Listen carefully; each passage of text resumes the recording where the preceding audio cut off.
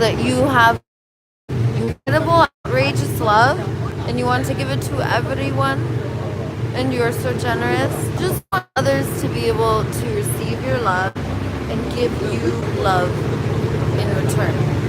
You make total sense. Total sense.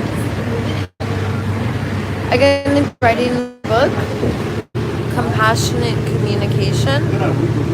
Very important to write the book. We must outline the ways of the talking that is non-relational and the ways of the talking that's relational. And that when we're upset, then our brain will say, what is wrong? Instead of saying, what will help? And if it's saying what is wrong, we're going to get upset.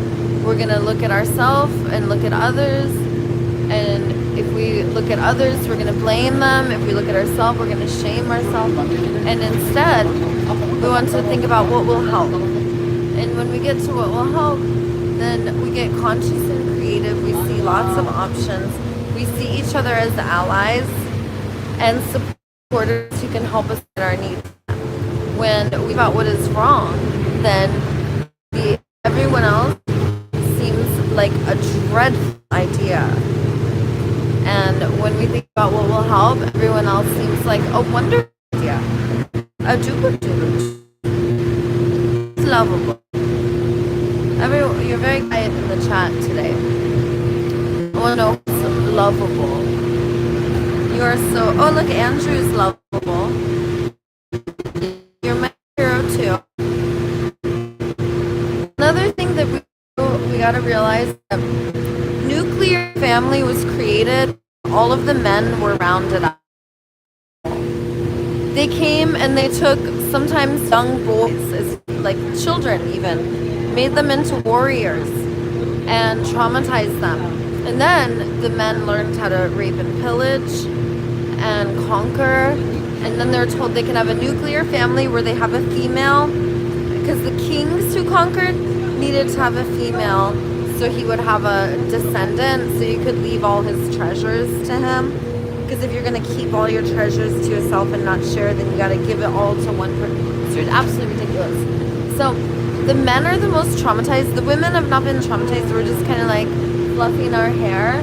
We have been traumatized, but not compared to the men. And the men are like, we're so violent, and everyone yells at us and is so mean to us. So the goddesses are like, well, no one ever yells at us. We wouldn't take that. We're too lovable to be yelled at. So the goddesses unite, and we're like, look, you're going to be nice to the men. You don't get to come and round them up and tell them that they have to go die for their country. That's a lie. Also, you don't tell men that they're a provider. No. Men are not providers. They get way too stressed out when they multitask, and they get crucified and depressed.